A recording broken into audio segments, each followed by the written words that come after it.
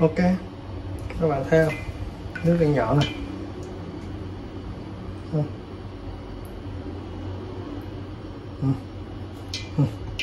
Ở trong này mình phải cột dây nè, thấy chưa, cầm dây thun nè, mình cũng không có ý nghĩ gì cả, nó vẫn chảy là chảy thôi.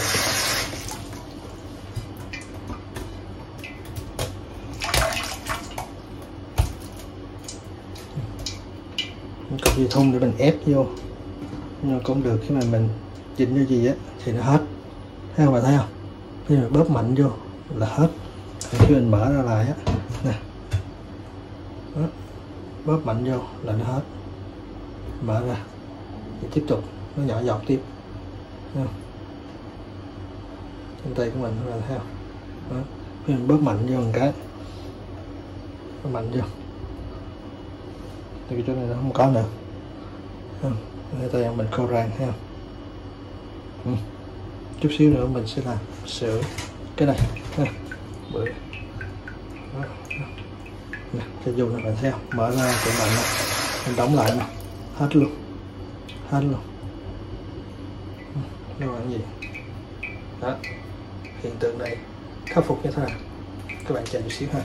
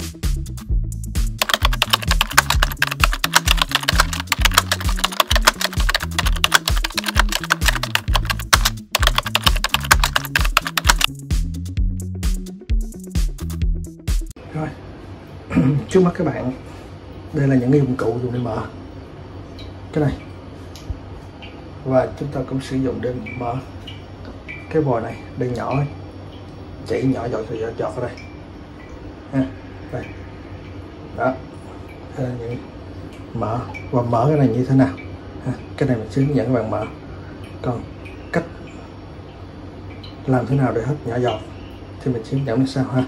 Một cái ron, các bạn mua một cái ron này, cái ron này mình chạy xuống Ban Lý, mình ở nhà chung cư, mình chạy xuống Ban Suy Sinh. Ok, cái này các bạn có thể ra ngoài mua hai cái mỏ lớn lớn và nhỏ để mở. Những cái vít trái khế, vít này không biết không phải vít trái khế không, mình không nhớ, không lấy nữa. Cái đầu nó là đầu gì, nó là đầu như thế này, đây hai bạn ha. Cái này nó để cho mở những thiết bị như thế này. Còn cái này, và mình sử dụng cái con vít của mấy bot này để xài, mấy bot trái khế. Ngoài ra cái bộ này nó xài được rất là nhiều cho thiết bị ha. Bây giờ bắt đầu mình vô mình mở tên thiết bị. Đầu tiên mình mở thiết bị này, bạn tìm xung quanh nó không có bất kỳ một con ốc nào để mở hết, chỉ duy nhất cái cây này dặn nó ra ha, dặn ngược chiều kim đồng hồ đây. Rồi ở trong đây bạn sẽ chú ý, bạn sẽ nhìn thấy là gì, nó có một cái hình lục giác, nó là lục giác. Bạn sẽ dùng cái lục giác nhỏ nhất là cái này để bạn mở.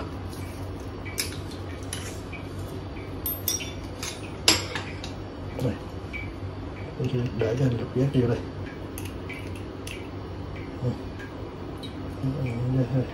Bạn dặn nhẹ nhàng.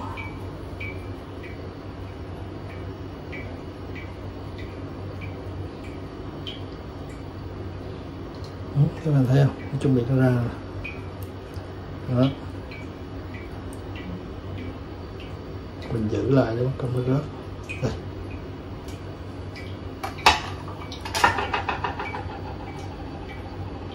Đây có hình lục vậy, để vô đây là dừa luôn rồi. Ở đầu nó có hình nhọn như thế này để đi giữ, nó bám nó giữ.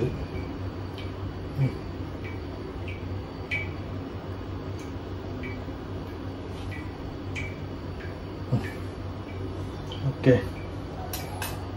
Đây, phía trong mình gỡ như thế nào? Khi bạn mở ra rồi, bạn gỡ ra dời. Tại vì cái hình cái con ốc này đó là nó bám vô đây, nó giữ cái này, cái nắp này với cái này. Thì sau đó bạn dùng cái chiếc này để bạn mở ra thôi, lại ra. Ok, bây giờ mình tiếp tục mình cho bạn xem cách mở của thiết bị này.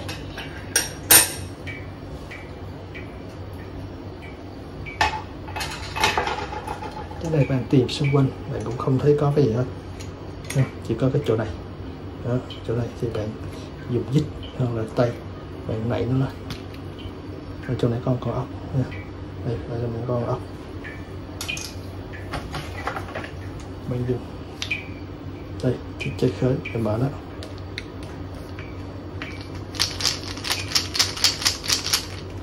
Có thể ở nhà các bạn sẽ mở khó, tại vì lâu lâu các bạn muốn mở một lần. Nhà bạn xài khi nào bị rỉ nước nó sẽ bạn mở một lần. Còn mình thì mấy cái thiết bị này mình mở bảo dưỡng thường xuyên, dẫn đến là mình rất là mở cái này rất là dễ. Những cái thiết bị này là những nước tại trước đây mình không biết, mình xài mình dùng, mình không biết mình sử dụng thì dẫn đến là gì mình không biết sửa. Thì bây giờ mình lấy ra để ví dụ cho bạn biết chứ. Rồi nó là mở ra nó ốc rồi, nó cũng có bắt đầu y chang như cái đầu hồi nãy. Rồi bây giờ mình mới mở ra. Ok, nhắc lại ha. Bạn chọn cho nó vừa khớp và bạn dặn ngược chiều kim đồng hồ. Cái này mình những cái thiết bị này mình mở ra rồi, dẫn đến là nó nhẹ ha. Ở nhà các bạn có thể khó mở chút xíu. Rồi đây các bạn sẽ thấy là gì, nước sẽ đi từ dưới này đi lên, nó đi lên ha. Nước từ dưới nó đi lên thì nó sẽ bị chặn lại ha. Nước từ dưới nè đi lên trên này, nó sẽ trào vô cái lỗ này và nó đi, nó có một cái lỗ nhỏ ngay chỗ này, nó có một cái lỗ nhỏ để đi lên trên này. Thì cái cục này là cái cục chặt điều tiết nước đóng mở. Bạn mình sẽ cho bạn coi, bạn nhìn lên nè.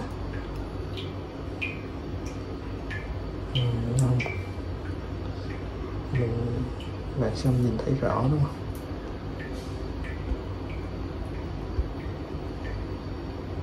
Bạn chờ xíu.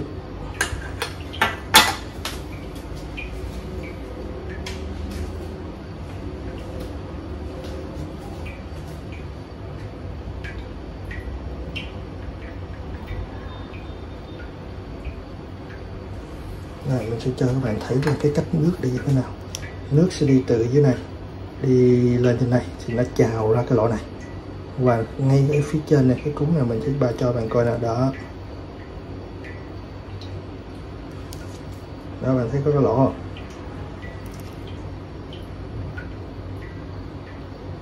Phía trên cái vòng tròn á, ở phía trong á, nó có một cái lỗ.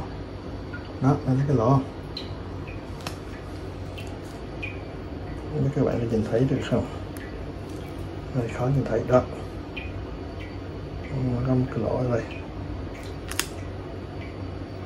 Đó, thấy cái lỗ đó, nó trào ra cái vòng tròn này ha, vòng tròn các bạn đang nhìn thấy thì nó phía trên này là khi mà cái bộ khó mình đó nó mở ra đó, thì nó sẽ trào lên cái ngộ cái lỗ trên này và đi ra ha. Đó, bạn thấy rõ không? Đó, cái lỗ ở trên này, đây chưa? Ha, rồi đó là cái mà đây. Cho các bạn biết được cái nguyên lý của nó ha. Rồi bây giờ vấn đề của mình là mình sửa cái gì. Ok,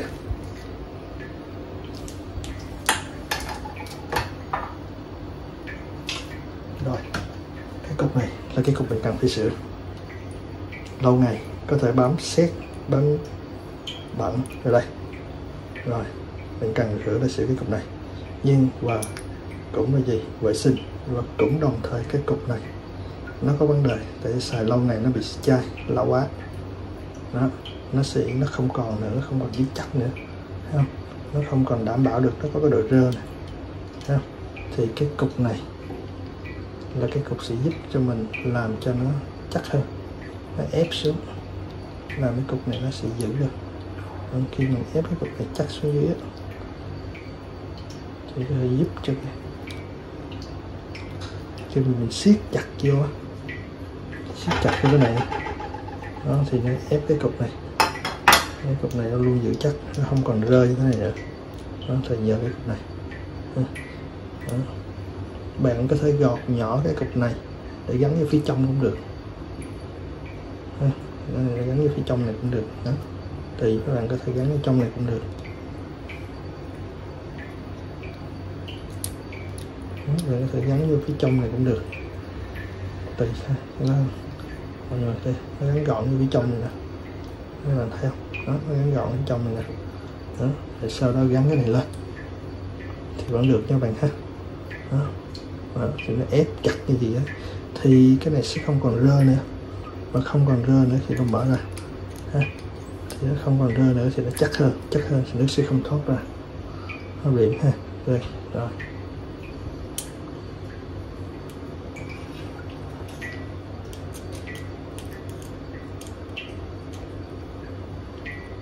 rồi ở trong này nó như thế nào, cái cấu trúc nó như thế nào. Bây giờ này, mình bảo tay xuống này, các bạn nhìn kỹ ha, đây, nhìn kỹ ha, đây nó hai cái lỗ chấm, bỏ ra, rồi nó vào trong nó có nữa, bỏ cái này ra luôn. Rồi ở đây là cái trục xoay, đúng không? Cái trục này bạn có thể lấy ra luôn để vệ sinh. Ở đây này, mấy chấu này lâu ngày nè, mấy cái ron này lâu ngày nè, đó, cái ron lâu ngày nó bị lão hóa, bạn có thể mua cũng được, còn không thì cái này cũng khó hư đó. Từ trường hợp nó trào ngược ở đây mà mình thấy không có bị trào ngược. Rồi cái này, cái thiết bị này sau khi bạn vệ sinh xong thì bạn bỏ nó vô bình thường đó. Sẽ ở đây nè, bạn sẽ nhìn thấy nè, đúng không? Nó có hai ngàm, bạn dặn vào đàn cây nó cứng ngắc, bạn dặn vào đàn cứng ngắc thì nó có một miếng đồng nó lòi ra để giữ lại, để bạn chỉ dặn được trong cái phạm vi của bạn thôi. Rồi cái cục này nè, cái này là cái nằm phía dưới, nó sẽ bám như thế này, đó. Bạn sẽ vệ sinh cái này ha. Rồi cái cục này nó dám đây, và cái cục này nó nằm ở trên này đó, nó gì, hai cái con mắt này nó nằm phía trên, nó nằm gì đó. Thì khi mà mình sẽ ví dụ cho bạn thấy ha, đó, cái này là đóng lại nè, cái này là mở cho nước chảy vô nè, cái này là đóng lại nè, để nó chảy vô. Rồi cái đó là nguyên lý hoạt động của nó. Rồi bây giờ gắn vô đây, khi mà mình gắn đây, mình bỏ vô xong ha. Rồi bây giờ cái cục này nè mình sẽ để vô theo cái chiều giống như để mình nói. Rồi nó nằm vô rồi đó. Rồi cái cục này, cái đầu trơn, cái mặt trơn, con mặt có hai con mắt, mặt trơn, bạn bỏ vô đây. Thì khi mà bạn bỏ vô bạn sẽ nhìn thấy là nó có một cái ngàm ở đây. Ở đây là một cái ngàm ngay chỗ đây, phía trong nha, cái tay mình để phía ngoài, phía trong nó có một cái ngàm đó, trong này có cái ngàm. Rồi bạn sẽ lật ở bên đây, đối diện nó có một cái ngàm.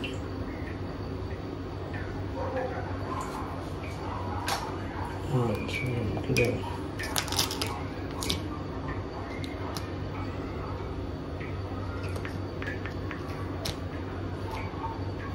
Mình sẽ làm đinh cho bạn thấy. Đây, ở chỗ này nó có cái ngàm đó, đối diện đây nó có cái ngàm ha. Đây, cái ngàm này để làm gì? Đây bạn sẽ thấy ở đây nó có cái ngàm, đây cái này nó có cái g lên gì đó, thì bạn để vô miễn sao cái ngàm này vô trong này đó. Khi bạn làm nó để dễ, bạn có thể đẩy cái này lên chút xíu, đẩy cái này nè lên chút xíu để bạn dễ vô cái khớp.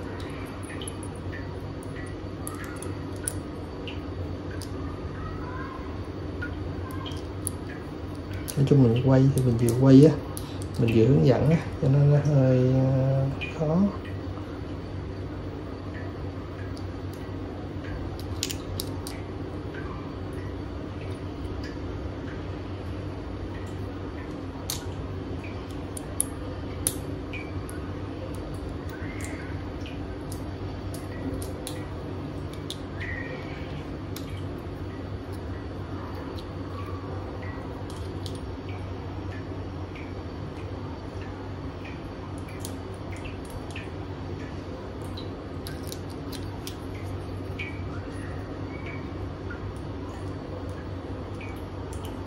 Đó, nó đúng là vô ngàm rồi, vô ngàm. Thì khi bạn quay á, nó sẽ quay ở dưới cái quay thôi ha. Còn nếu mà bạn mà để không đúng cái ngàm á, thì cái cục ở trên này nó sẽ quay theo luôn. Đó, và cái chỗ khi cái nước nó thoát khi nó rỉ là gì? Là do cái ngàm đó, cái cục trên và cái cục dưới á, nó không khớp với nhau, thì mình phải cần có một cái cao su mình nhét vô. Đó, thì thông thường của nó chỉ có cao su này thôi, nhưng mà cao su khi mà còn mới á, thì cái này nó không bị nên nó không bị lão hóa đây ha. Thì bây giờ nó xài một thời gian thì bị lão hóa cho nó rơ, nó không có gọi nó rơ gì, thì mình sẽ cần một cái cao su nữa chêm vô, và cái này đè lên trên là xong ha. Đó, cách sửa nó là như vậy. Rồi chút xíu mình sẽ thực tế cho các bạn ha. Các bạn liền thấy là nó đang nhỏ đúng không? Mình sẽ sửa cho nó sẽ không còn nhỏ nữa, dọc nữa. Chờ xem nhé. Mình mở để mình biết mình cho mình tắt nước đi.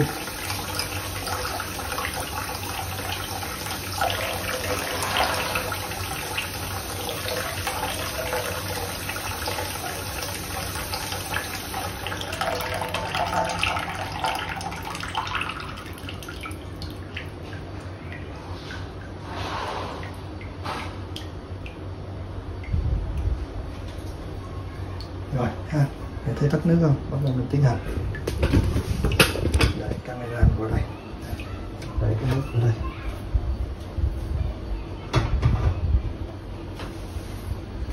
Nha, nước bây giờ nó đã hết rồi.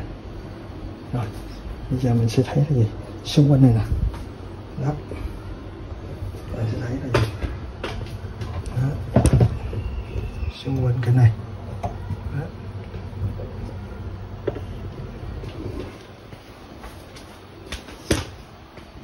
Mình sẽ gỡ cái điện thoại ra để cho các bạn thấy. Đây, xung quanh nó không có con ốc nào hết, chỉ có duy nhất con ốc là bên này ha. Đó, chỉ có một cái duy nhất này, bạn gỡ ra. Mình thấy tay bạn có móng tay vậy, còn không lấy con dao. Đó, mình gỡ ra, nó chỉ là cái ngàm gì thôi để gắn thôi, không có gì hết. Đó, bạn lấy đi nè để có chuẩn mắt. Ở phía trong này, đó, thì ở trong này nó chính là một cái ngàm ha. Ở trong này nó chính là một cái ngàm sắt lục giác á ha. Cái miếng lục giác bây giờ mình để thử để các bạn.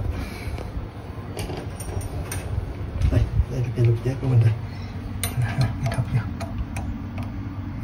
Mình cũng không biết đó. Đúng rồi đó bạn. Đó, đang được chiều kim hồn.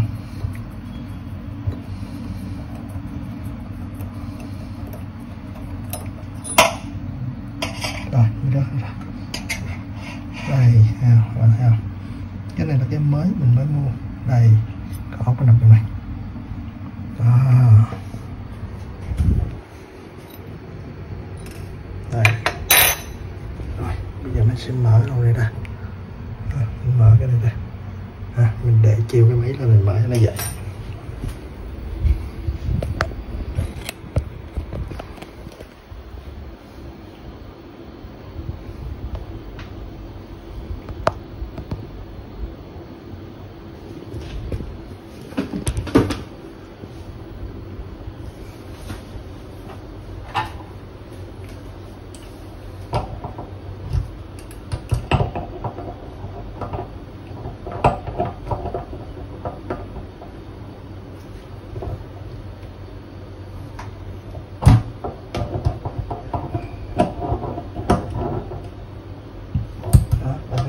chiều kia đồng hồ thôi, nhận chiều đồng hồ nó ra. Nước nó vẫn còn nhưng nó sẽ vẫn chảy ra. Đây, thấy không? Đó, nó cũng y chang cục kia thôi. Và nó cũng có cái này, cái rong này. Bây giờ mình kiểm tra thử cái này nè, nó còn chắc các bạn ha, nhưng bạn sẽ nhìn kỹ thấy là nó bị đen thù lù. Sau cái cục này của mình hồi nãy á là nó màu trắng, cái ngay cục này bữa mình cái con lao rồi đó, cái này nó đen thù lùi đó. Cái cục này nó bự, nó ngang nhau thôi. Rồi thử nha. Rồi bây giờ mình gỡ ra để miếng cao su này.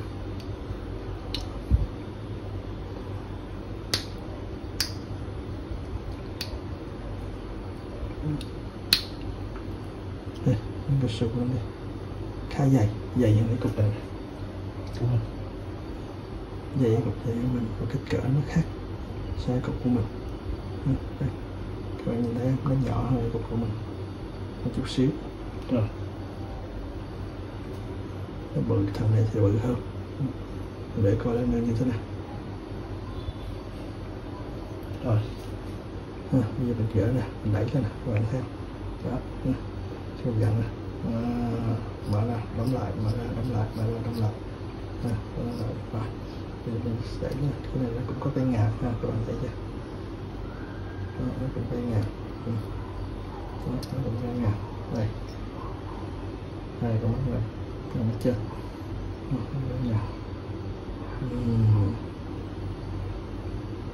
Rồi bạn thấy cái đen nó đen thù lùi.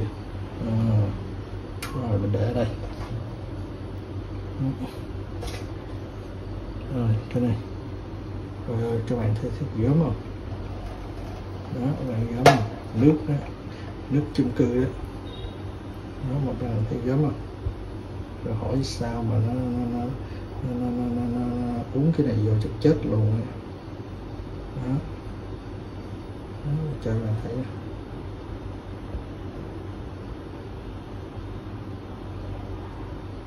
Cho bạn thấy đúng không? Bô chắc là chưa đầy bao nhiêu rồi, sữa đây. Đó, đây mình gỡ luôn đó. Ra tiền là xét đúng nè, hỏi sao mà nó không mấy đó. Đó, nước sinh hoạt các bạn đó. Nước sinh hoạt các bạn đó. Qua 2 tầng lớp lọc. Thứ nhất là nguồn nước máy sạch đảm bảo vệ sinh của thành phố. 2 tầng nước của các bạn xài. Chung cư cũng có một hệ thống lọc nữa, nhưng mà nó là dơ gì đó, thấy không? Hiểu không?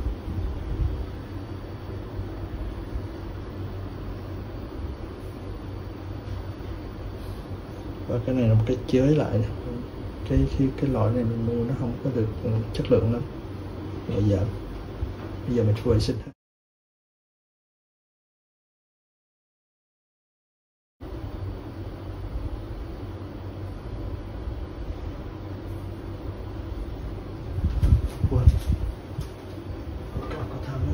Quên dặn các bạn ha, mình làm á, mình có cái nước này để gì, để mình khi cần mình rửa ha.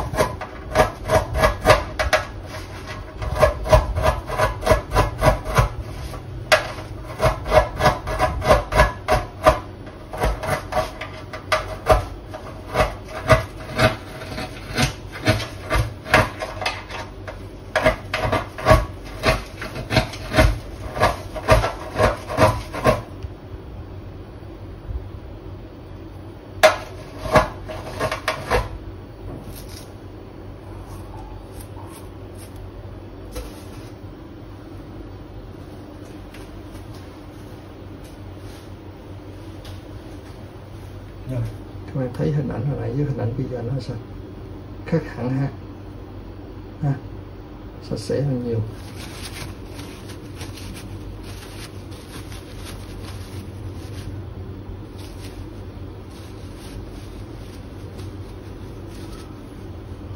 Đây, sạch sẽ hơn nhiều, lau lại.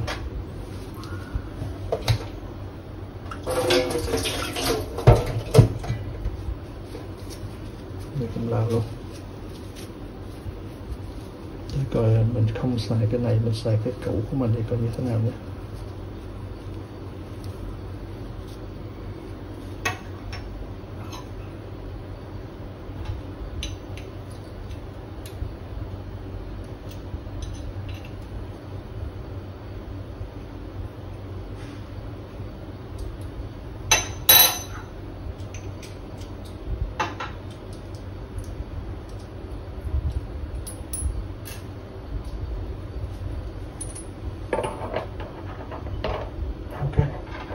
Cái cũ của mình vẫn xài được các bạn ha. Mình thấy cái cũ của mình chắc chắn hơn rất là nhiều. Rồi bây giờ mình xài thử cái cũ của mình coi nó ngon lành hơn.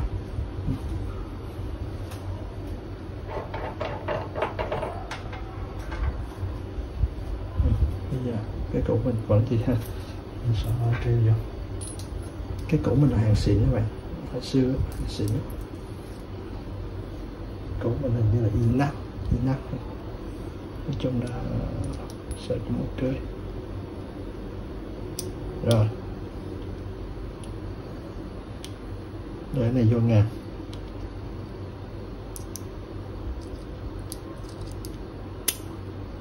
Vô ngàn.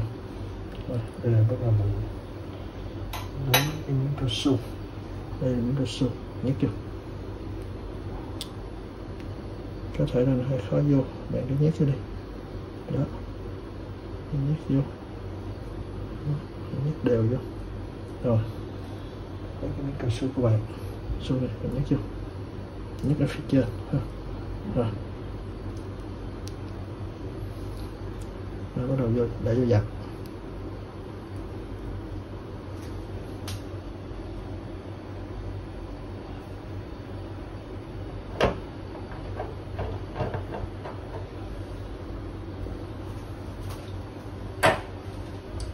Hồi nãy là mình mở ra, mình dặn theo ngược chiều kim đồng hồ.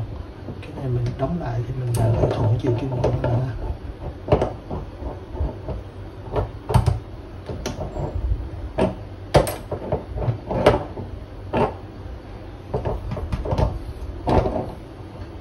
Mình thể hiện cái cũ của mình nó không xài được đâu.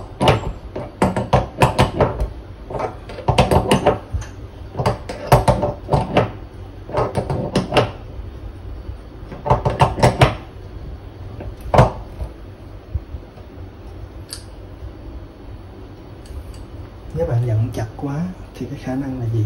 Bạn dặn cái này sẽ khó ha. Bạn nhả ra một chút xíu.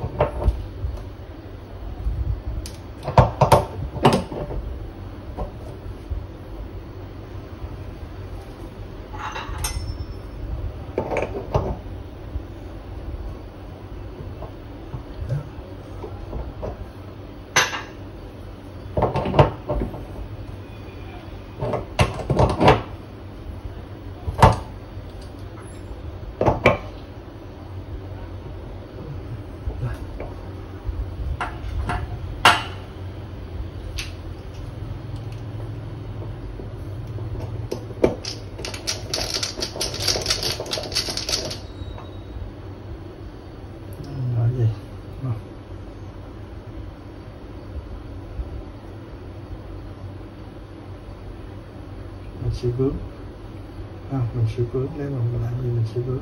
Và khi mình rửa thì mình sẽ bật lên gì mình rửa. Mình đóng thì mình đóng thêm gì. Để thử đi. Như lúc bà xã mình xài, mình cũng không xài nhiều lắm cho nên mình không có quen. Nếu mình không có quen nhưng mà bà xài thì có thói quen. Rồi những cái dơ này mình sẽ vệ sinh sau, mình dùng cho những cái lần sau để mình làm, mình chà lại, mình chà thử các bạn xem nè.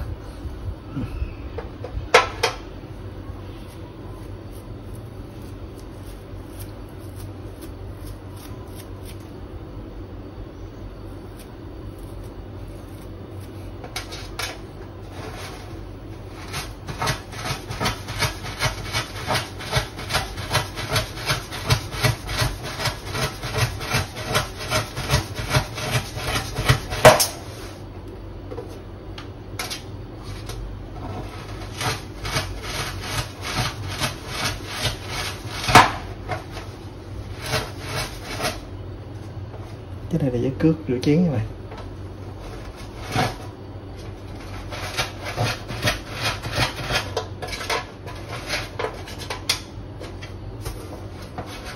Bạn thấy là sau khi mình chà bạn thấy sao?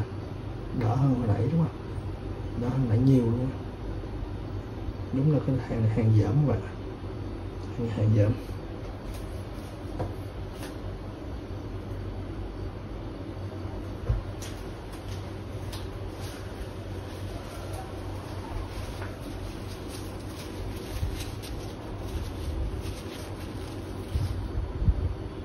Mình lâu lâu nó còn đỡ chút xíu nhưng mình chắc mình để xe cua, mình không có xài đó.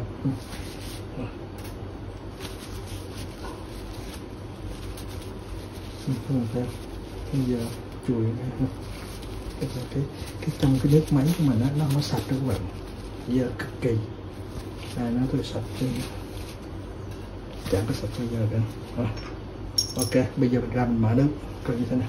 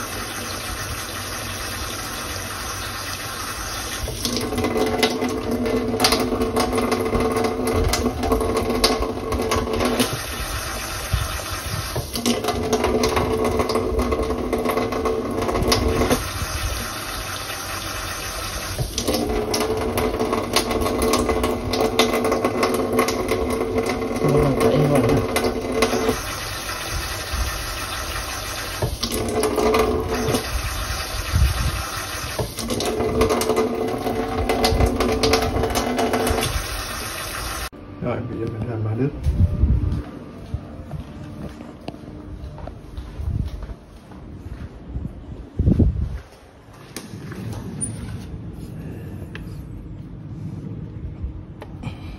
Ăn ngược chiều kia một để mở ra. Okay.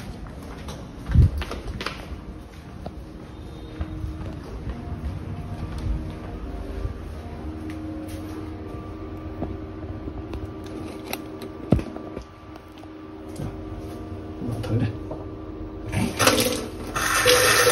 Ok, nước chảy bình thường. Đóng lại. Nào, cái do hồi nãy mình cố tình mình lắp ngược để cho bạn thấy được là gì. Khi mình lắp ngược thì mình đúng rồi. Thì như cái chuyện đó, cái chuyện mà nước nó vẫn còn chảy khi mình đóng lại. Ok chưa? Đẹp nha. Okay, rồi chúc các bạn luôn thành công. Bây giờ mình chỉ việc là gì, dặn hấp thôi đó. Mình là thợ đụng, mình có cái clip sửa máy lạnh, tủ lạnh, vệ sinh máy lạnh ha. Mình là thợ đụng đâu sửa đó, không phải là thợ chuyên nghiệp, cho đó mà cái mấy bác mà chuyên nghiệp thì bỏ qua video này nếu các bạn cảm thấy đây là quá dài. Mình chỉ xin phép hướng dẫn cho những bạn gia đình thôi, không muốn bỏ tiền ra, hoặc là không có tiền, hoặc là những cái chị em mà nhà thuê á, nhà mướn á, mà chủ khó quá đó, ok cũng tự sửa, không có gì cả. Rồi mình cũng xin nói thêm là gì, và mình cũng xin nói thêm là cái cục này mình có thể ra mua nha, mà không phải mua nguyên cái cây này nha. Đó, cái cục này có thể mua được, bạn ấy cầm cái cục hư này nè, bạn ra bạn hỏi người ta sẽ bán cho bạn. Hư thì thực chất là mình nói bạn là không có hư đâu, không có hư đâu. Cụ thể là gì, mình lấy cục này nè, cục này xưa mình nghĩ là nó hư nè, nhưng bây giờ mình gắn lại vẫn được ha, không phải cục hư. Mà mình thiếu kiến thức, thiếu kỹ thuật để mình làm thôi. Rồi, cảm ơn các bạn. Bye bye các bạn.